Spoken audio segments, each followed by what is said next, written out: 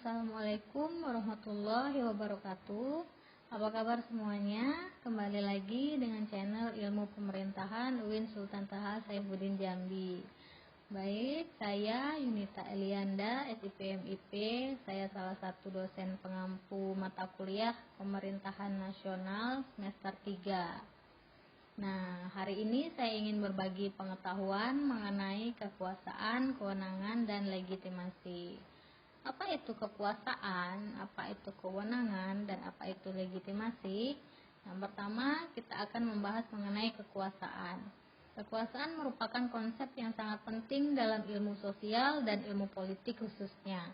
Dalam politik, kekuasaan ini selalu menjadi perhatian utama. Kekuasaan yang paling banyak dibicarakan dan yang paling banyak terlihat di dalam praktek politik dan pemerintahan. Apa sih kekuasaan itu? Nah, di sini ada 3 pendapat. Menurut Wright Miles, kekuasaan adalah dominasi, yaitu kemampuan untuk melaksanakan kemauan kendati pun orang lain menentangnya. Menurut Max Weber, kekuasaan adalah kemampuan untuk dalam suatu hubungan sosial melakukan kemauan sendiri sekalipun mengalami perlawanan dari atas kemauan tersebut. Kemudian yang terakhir, menurut Ramlan Subakti, kekuasaan itu merupakan kemampuan mempengaruhi pihak lain untuk berpikir dan berperilaku sesuai dengan kehendak yang mempengaruhi. Nah, di sini secara sederhana menyebutkan bahwa kekuasaan itu adalah kemampuan seseorang menggunakan sumber pengaruh yang dimilikinya untuk mempengaruhi orang lain. Nah, perlu digarisbawahi di sini adalah mempengaruhi orang lain. Dalam konteks mempengaruhi orang lain itu sebenarnya terjadi dalam hal apa saja, dalam kehidupan kita, dalam keseharian kita, dalam pergaulan kita gitu kan. Ketika seseorang bisa mempengaruhi orang lain untuk melakukan apa yang diinginkannya, berarti dia sudah punya kekuasaan. Jadi secara umum kekuasaan itu adalah kemampuan mempengaruhi orang lain agar orang lain itu mengikuti apa yang diinginkannya.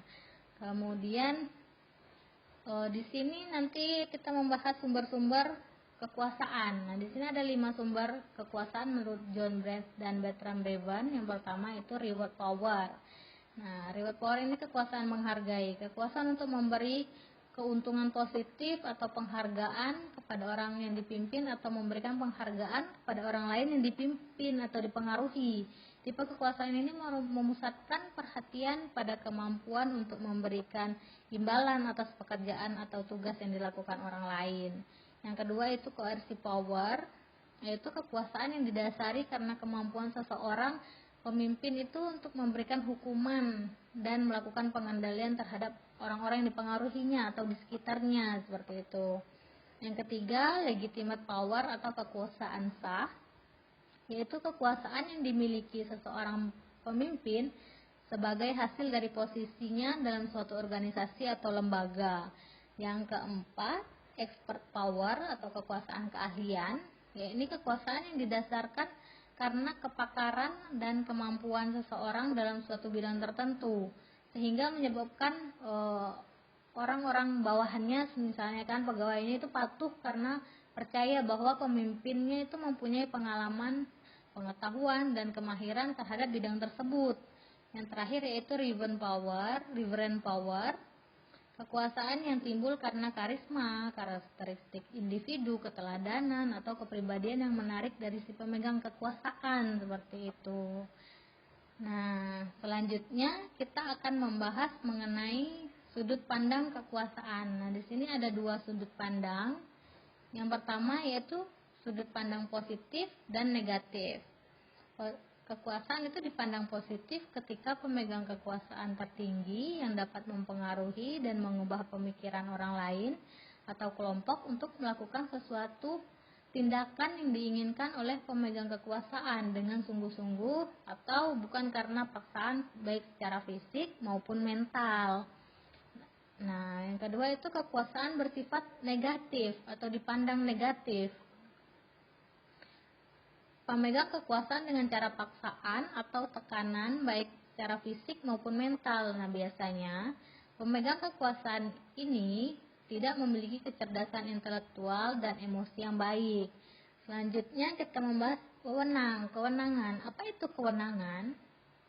Menurut Harold dan Abraham, wewenang atau authority ini adalah kekuasaan formal. Dianggap bahwa yang mempunyai wewenang berhak untuk mengeluarkan perintah dan membuat peraturan, serta berhak untuk mengharapkan kepatuhan terhadap peraturan-peraturan yang dibuatnya. Nah, kewenangan merupakan kekuasaan yang memiliki keabsahan atau legitimate power tadi, sedangkan kekuasaan itu tidak selalu memiliki keabsahan. Kemudian, apa perbedaan kekuasaan dan kewenangan? Dari pengertian kekuasaan dan kewenangan tadi, kita dapat melihat perbedaannya, yaitu kekuasaan itu kemampuan untuk mempengaruhi pihak lain untuk berpikir dan berperilaku sesuai dengan kehendak yang mempengaruhi. Sedangkan kewenangan itu adalah hak moral untuk melaksanakan keputusan politik dalam sebuah negara atau pemerintahan. Nah, jadi kekuasaan itu adalah kemampuan mempengaruhi, kewenangan itu adalah hak moral yang dimiliki oleh seorang pemegang kekuasaan, seperti itu. Selanjutnya ada sumber-sumber kewenangan. Menurut Indro Harto mengemukakan bahwa wewenang itu diperoleh secara atribut, delegasi, dan mandat. Nah, atribut itu yaitu pemberian wewenang pemerintah yang baru oleh suatu ketentuan dalam peraturan perundang-undangan. Kemudian kalau delegasi itu terjadi pelimpahan suatu wewenang yang telah ada dan memperoleh kewenangan pemerintah secara atribut gitu. Kemudian yang terakhir yaitu sumber mandat. Nah, di situ tidak terjadi suatu pemberian wewenang baru maupun pelimpahan wewenang dari badan atau jabatan tata usaha negara yang satu kepada yang lain. Nah, terakhir yaitu legitimasi. Legitimasi ini adalah penerimaan atau pengakuan masyarakat terhadap hak moral pemimpin untuk memerintah, membuat dan melaksanakan keputusan politik. Nah, dari gambar ini dapat disimpulkan bahwa dalam penyelenggaraan pemerintahan, kekuasaan dan keabsahan yaitu kewenangan, maka kewenangan dapat berjalan dengan lancar dibarengi dengan adanya legitimasi dari masyarakat. Baiklah, demikian penjelasan dari saya. Semoga dapat berguna dan dapat menambah pengetahuan kita mengenai kewenangan dan kekuasaan dan legitimasi. Sekian dari saya, mohon maaf jika ada kekurangan dan kekeliruan. Wassalamualaikum warahmatullahi wabarakatuh.